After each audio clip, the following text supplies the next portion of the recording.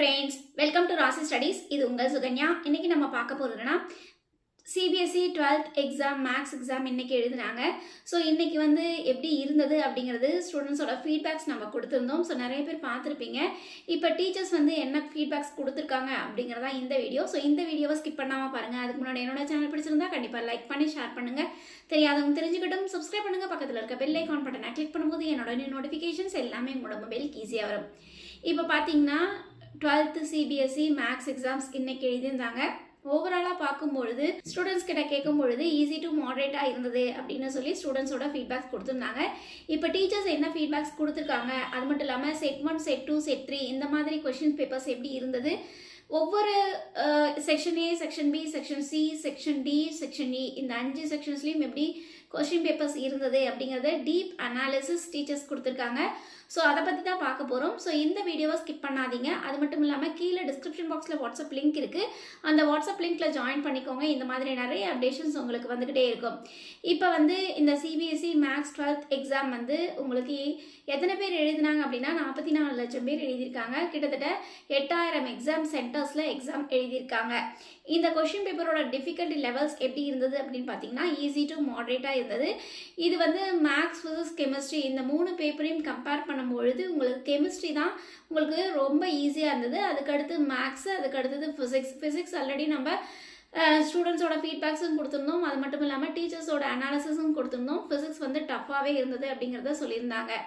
But வந்து ஃபிசிக்ஸை compare பண்ணும்பொழுது maths வந்து ஈஸியாகவே இருந்தது அப்படிங்கிறத சொல்லலாம்.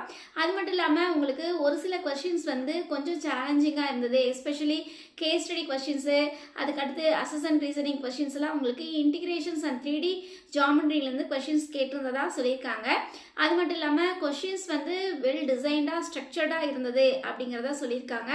கால்குலஸில் இருந்து உங்களுக்கு 35 மார்க்ஸ்க்கும், வெக்டர் 3Dலேருந்து 14 மார்க்ஸ்க்கும், அல்ஜிப்ராலேருந்து 10 மார்க்ஸ்க்கும், அதுக்கடுத்து ரிலேஷன்ஸ் அண்ட் ஃபங்க்ஷன்ஸ்லேருந்து 8 மார்க்ஸும், ப்ராபபிலிட்டியிலேருந்து உங்களுக்கு 8 மார்க்ஸும், ப்ராசஸிங்லேருந்து உங்களுக்கு 5 மார்க்ஸும், டோட்டலாக உங்களுக்கு 80 மார்க்ஸ்க்கு கொஸ்டின்ஸ் கேட்டிருந்தாங்க.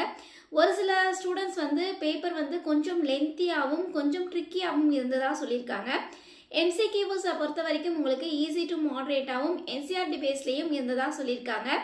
அதுக்கு அடுத்து வந்து இன்டெக்ரல் கால்குலஸ்லேருந்து உங்களுக்கு 2 to 3 கொஷின்ஸ் கொஞ்சம் ட்ரிக்கியாக கேட்டிருந்ததா சொல்லியிருக்காங்க.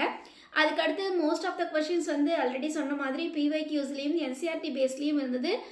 MCQs வந்து கான்செப்ட் பேஸில் கொடுத்துருந்தாங்க. கொஷின் பேப்பர் வந்து உங்களுக்கு வெல் டிசைன்டாக கொடுத்துருந்தாங்க. அதாவது ப்ரீவியஸ் இயர் கொஷின் பேப்பர்ஸ்லேருந்து மோஸ்ட் ப்ராபபிளி உங்களுக்கு கொஷின்ஸ் வந்தது. ப்ரீவியஸ் இயர் கொஷின் பேப்பரை கம்பேர் பண்ணும்போது சாம்பிள் பேப்பர்லேருந்து நிறைய கொஷின்ஸ் வந்து வந்ததாக ஸ்டூடெண்ட்ஸும் சொல்லியிருந்தாங்க. அதுக்கடுத்து எல்லா கொஷின்ஸுமே உங்களுக்கு கொஷின் பேப்பரை பார்த்துட்டு அதுக்கடுத்து எல்லா ஸ்டூடெண்ட்ஸுமே கொஷின் பேப்பர் பார்த்துட்டு அப்பாடா கொஷின் பேப்பர் கொஞ்சம் ஈஸியாக தான் இருந்தது அப்படிங்கிறது நிம்மதியும் அது மட்டும் இல்லாமல் திருப்தியும் பட்டுட்டு அந்த கொஷின்ஸை எழுதினாங்க. ஸோ நிறைய ஸ்டூடெண்ட்ஸுமே சொல்லியிருந்தாங்க. அதனால் உங்களுக்கு வந்து இப்போது என்ஜினியரிங் கட் ஆஃப் எப்படி இருக்கும் அப்படின்னு பார்த்தீங்கன்னா most probably max full mark, physics, chemistry half the mark. இப்போ CBSE பொறுத்த வரைக்கும் எப்பயுமே உங்களுக்கு வந்து CBSEயில் வந்து உங்களுக்கு மேக்ஸ் கொஞ்சம் டஃப்பாக கேட்பாங்க. ஓல்டு கொஷின் பேப்பர் அதாவது 2024 கம்பேர் பண்ணும்போது இந்த செட் வந்து ஓரளவுக்கு ஈஸியாக தான் இருந்தது. அதனால் உங்களுக்கு என்ஜினியரிங் கட் ஆஃப் வந்து மாடரேட்டாக ஸ்டேட் போர்டுக்கு ஈக்குவலாக என்ஜினியரிங் கட் ஆஃப் இருக்கும் அப்படிங்கிறது டீச்சர்ஸ் வந்து சொல்லியிருந்தாங்க. ஸோ நம்ம வந்து உங்களுக்கு நாளைக்கு மதியம் 1 மணிக்கு கூகுள் மீட்டில் லைவ் செஷன்ஸ் வரப்போகிறோம். ஸோ எஸ்பெஷலி உங்களுக்கு CBSE ஸ்டூடெண்ட்ஸாக இருக்கீங்க அப்படிங்கிற பட்சத்தில் நீங்கள் வந்து மேக்ஸ், ஃபிசிக்ஸ், கெமிஸ்ட்ரி முடிச்சாச்சு. ஸோ உங்களோட மார்க்ஸ் என்ன இருக்கும் அப்படிங்கிறத நீங்கள் கால்குலேட் பண்ணி வச்சுருப்பீங்க. எவ்வளோ மார்க்ஸ் வரும் அப்படிங்கிறதையும் நீங்கள் மைண்ட் செட்டில் வச்சுருப்பீங்க. ஸோ உங்களோட மார்க்ஸ் சொல்லுங்கள். உங்களோட மார்க்ஸ்க்கு பர்டிகுலராக எந்த என்ஜினியரிங் காலேஜஸ் கிடைக்கும், அது மட்டும் இல்லாமல் உங்களுக்கு இன்னுமே உங்களுக்கு வந்து வேறு மேனேஜ்மெண்ட்ஸ் கோட்டாக்கு போகலாமா, இல்லை வந்து கவுன்சிலிங் வெயிட் பண்ணலாமா, எந்தெந்த மாதிரியான காலேஜஸ்லாம் கிடைக்கும் அப்படிங்கிற நிறைய டவுட்ஸ் மாணவர்கள் மத்தியிலும் சரி பேரண்ட்ஸ் மத்தியிலும் இருக்குது. ஸோ நம்ம அதை கிளியர் பண்ணலாம் அப்படிங்கிறதுக்கோசரம் தான் நம்ம லைவ் செஷன்ஸ் வரப்போகிறோம். ஸோ உங்களுக்கு இந்த லைவ் செஷன்ஸ் வேணும் அப்படின்னா கீழே டிஸ்கிரிப்ஷன் பாக்ஸில் வாட்ஸ்அப் லிங்க் இருக்குது. அந்த வாட்ஸ்அப் லிங்க்கில் ஜாயின் பண்ணிக்கோங்க. நாம் நாளைக்கு மதியம் 12 மணிக்கு அந்த கூகுள் மீட்டுக்கு உண்டான லிங்க் வந்து அந்த வாட்ஸ்அப் லிங்க்கில் வந்து ஷேர் பண்ணுவோம். ஸோ அந்த கூகுள் மீட் லிங்க்கை நீங்கள் கிளிக் பண்ணிங்கன்னா ஆட்டோமேட்டிக்காக 1 o'clock உங்களுக்கு வந்து கூகுளில் நம்ம வருவோம். ஸோ உங்களோட கொஷின்ஸ் என்ன இருக்கோ அந்த கொஷின்ஸ்க்கு நம்ம டைரெக்டாக உங்களோட கொஷின்ஸ்க்கு ஆன்சர் நம்ம பண்ணலாம். சரிங்களா? ஸோ அதுக்கு அடுத்தது வந்து உங்களுக்கு இந்த கொஷின் பேப்பரை பார்க்கும்பொழுது கிட்டத்தட்ட 38 கொஸ்டின்ஸ் வந்து கேட்டிருந்தாங்க.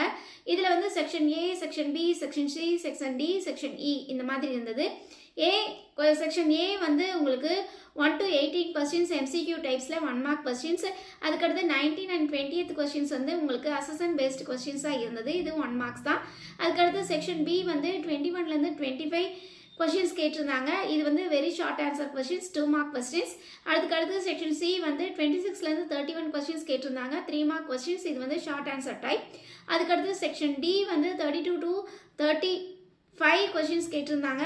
ஸோ இது வந்து long answer type, 5 mark questions. அதுக்கடுத்து செக்ஷன் இ வந்து உங்களுக்கு 36லேருந்து 38 வரைக்கும் கொஸ்டின்ஸ் கேட்டிருந்தாங்க. கேஸ் ஸ்டடி பேஸ்ட் கொஸ்டின்ஸ், இது வந்து 4 மார்க் கொஸ்டின்ஸ். இதை வந்து உங்களுக்கு கம்பேர் பண்ணும்பொழுது செக்ஷன் பியில் வந்து 2 கொஸ்டின்ஸ், செக்ஷன் சியில் வந்து உங்களுக்கு 3 கொஸ்டின்ஸ், அதுக்கடுத்து செக்ஷன் டியில் 2 கொஸ்டின்ஸ், செக்ஷன் இயில் 2 கொஸ்டின்ஸ். இந்த கொஸ்டின்ஸ்லாம் இன்டர்னல் சாய்ஸஸ் கொடுத்துருந்ததா சொல்லியிருக்காங்க. அதுக்கடுத்து சாம்பிள் கொஸ்டின் பேப்பரை கம்பேர் பண்ணும்பொழுது மேக்ஸ் வந்து உங்களுக்கு வந்து இந்த மேக்ஸ் கொஸ்டின் பேப்பர் வந்து கொஞ்சம் லிட்டில் பிட் டஃபராக இருந்தது. சாம்பிள் கொஸ்டின் பேப்பர் கொஞ்சம் ஈஸியாகவே இருந்தது அப்படிங்கிறத சொல்லியிருக்காங்க. அது மட்டும் இல்லாமல் கொஷின் பேப்பர் வந்து கொஞ்சம் லென்த்தியாகவும் டைம் கன்சியூமிங், கொஞ்சம் வந்து கரெக்டாக ப்ரிப்பேர் பண்ணிட்டு போகிறவங்களுக்கு டைம் வந்து ஈக்குவலாக இருந்தது அப்படிங்கிறத சொல்லியிருக்காங்க. மோஸ்ட் ஆஃப் த கொஷின்ஸ் வந்து கிரிட்டிக்கல் பேஸ்டு திங்கிங்காகவும் அது மட்டும் இல்லாமல் அப்ளிகேஷன் யூசஸை ஃபாலோ பண்ணுற மாதிரியும் இருந்தது அப்படிங்கிறத சொல்லியிருக்காங்க. கேஸ் ஸ்டடி வந்து பொறுத்த வரைக்கும் ரொம்ப ஈஸியாகவே கேட்டிருந்தாங்க, என்சிஆர்டி பேஸில் இருந்தது. ஸோ நிறைய கொஷின்ஸ் வந்து என்சிஆர்டி பேஸ்லேயும் ஆர்டி சர்மா புக்கில் இருந்தும் வந்ததா, டைரக்ட் கொஷின்ஸாக வந்ததா சொல்லியிருக்காங்க. அதுக்கடுத்து செட் 2 வந்து உங்களுக்கு எம்சிக்யூ கொஞ்சம் சேலஞ்சிங்காக இருந்தது. அதுக்கு மட்டும் இல்லாமல் 3 மார்க் கொஸ்டின்ஸும் 5 மார்க் கொஸ்டின்ஸும் என்சிஆர்டி பேஸில் இருந்தது. செட் 3 வந்து ஈஸியாகவே இருந்தது, எம்சிக்யூஸ்லாம் ரொம்ப ஈஸியாக இருந்தது. கொஷின்ஸ் வந்து பொறுமையாகவும் கேர்ஃபுல்லாகவும் படிச்சுட்டு இருந்தீங்கன்னா உங்களுக்கு கொஸ்டின் பேப்பர் ஈஸியாகவே இருந்தது. ஒரு சில கொஸ்டின்ஸ் வந்து ஸ்ட்ரெயிட் ஃபார்வர்டாகவும் ஸ்ட்ராங் கான்செப்ட் அண்டர்ஸ்டாண்டிங்கும் இருந்ததா சொல்லியிருக்காங்க. அதுக்கடுத்து செட் 1 வந்து உங்களுக்கு ஈஸியாக இருந்தது, பட் செட் 3யை கம்பேர் பண்ணும்போது கொஞ்சம் டிஃபிகல்ட்டாக இருந்ததா சொல்லியிருக்காங்க. அதுக்கடுத்து உங்களுக்கு எம்சிக்யூஸ் வந்து ஈஸி அண்ட் மாடரேட் ஆகும், லாங் ஆன்சர் வந்து கொஞ்சம் டிஃபிகல்ட் ஆகும். அது வந்து எம்சிக்யூவை கம்பேர் பண்ணும்போது கொஞ்சம் டிஃபிகல்ட்டாக இருந்ததா சொல்லியிருக்காங்க. அதே மாதிரி ஷார்ட் ஆன்சரும் வெரி ஷார்ட் ஆன்சர் கொஷின்ஸும் உங்களுக்கு ரொம்ப ரொம்ப ஈஸியாக சிரமமே இல்லாமல் போட்டோன்னே ஆன்சர் வர மாதிரி இருந்தது. ஸோ நிறைய ஸ்டூடெண்ட்ஸ் அண்ட் டீச்சர்ஸ் என்ன சொல்லியிருக்காங்க அப்படின்னா கொஷின் பேப்பர் வந்து உங்களுக்கு ரொம்ப ஈஸியாக இருந்தது. அது மட்டும் இல்லாமல் டீச்சர்ஸ் என்ன வந்து சொல்லி கொடுத்துருக்காங்களோ, இம்பார்ட்டன்ட் கொஷின்ஸ்லாம் சொல்லி கொடுத்துருக்காங்களோ அந்த இம்பார்ட்டன்ட் கொஷின்ஸே நீங்கள் ரீட் அவுட் பண்ணிட்டு போயிருந்தீங்கன்னாவே கண்டிப்பாக ஈஸியாக எழுதியிருக்கலாம் அப்படிங்கிறத சொல்லியிருக்காங்க. ஸோ அந்த கொஷின்ஸ் எல்லாம் நீங்கள் ரெகுலராக ப்ராக்டிஸ் பண்ணிட்டு இருந்தீங்க அப்படின்னா கொஷின் பேப்பர் கொஞ்சம் லென்த்தியாக இருந்தது அப்படின்னு சொல்லியிருக்காங்களே, ஸோ அதெல்லாம் ஓவர் கம் பண்ணிட்டு வந்துடலாம், ஈஸியாகவே இருந்திருக்கும் அப்படிங்கிறது டீச்சர்ஸோட ஃபீட்பேக்ஸாக கொடுத்துருக்காங்க. ஸோ கொஞ்சம் ஆரம்பத்தில் சிரமமாக இருந்தாலும் போக போக ரொம்ப ஈஸியாகவே இருந்ததா ஸ்டூடெண்ட்ஸும் சொல்லியிருக்காங்க. ஸோ ஓவராலாக பார்க்கும் பொழுது உங்களுக்கு மேக்ஸ் பொறுத்த வரைக்கும் உங்களுக்கு ஈஸி டு மாடரேட், அதாவது ரொம்ப ஈஸி அப்படின்னு சொல்ல முடியாது. கெமிஸ்ட்ரியை கம்பேர் பண்ணும்போது ஒரு பாயிண்ட் டிஃபிகல்ட்டாக இருந்ததா ஸ்டூடெண்ட்ஸ் வந்து சொல்லியிருக்காங்க. சரிங்களா? ஸோ நீங்கள் பர்டிகுலராக கூகுள் மீட்டுக்கு வரணும் அப்படின்னு ஆசைப்பட்டீங்கன்னா கீழே டிஸ்கிரிப்ஷன் பாக்ஸில் வாட்ஸ்அப் லிங்க் இருக்குது, அந்த வாட்ஸ்அப் லிங்க்கில் ஜாயின் பண்ணிக்கோங்க. ஸோ கூகுள் மீட்டுக்கு உண்டான லிங்க் வந்து நம்ம அதில் தான் கொடுப்போம். ஸோ நாளைக்கு 12 மணிக்கு கூகுள் மீட்டுக்கு உண்டான லிங்க் கொடுப்போம். ஸோ உங்களோட கட் ஆஃப் என்ன, உங்களுக்கு எந்த இன்ஜினியரிங் காலேஜ் கிடைக்கும் அப்படின்னு நீங்கள் தெரிஞ்சுக்கணும்னு ஆசைப்பட்டீங்கன்னா கண்டிப்பாக நீங்கள் அந்த வாட்ஸ்அப் லிங்க்கில் ஜாயின் பண்ணிக்கோங்க. ஓகே ஃப்ரெண்ட்ஸ், இந்த வீடியோ உங்களுக்கு பிடிச்சிருக்குன்னு நினைக்கிறேன். பிடிச்சிருந்தா லைக் பண்ணுங்கள், ஷேர் பண்ணுங்கள், தெரியாதவங்க தெரிஞ்சுக்கிட்டும் சப்ஸ்கிரைப் பண்ணுங்கள். பக்கத்தில் இருக்க பெல் ஐக்கான் பட்டனை கிளிக் பண்ணும்போது என்னோட நோட்டிஃபிகேஷன்ஸ் எல்லாமே உங்களோட மொபைலுக்கு ஈஸியாக வரும். தேங்க்யூ ஃபார் வாட்சிங். பாய்.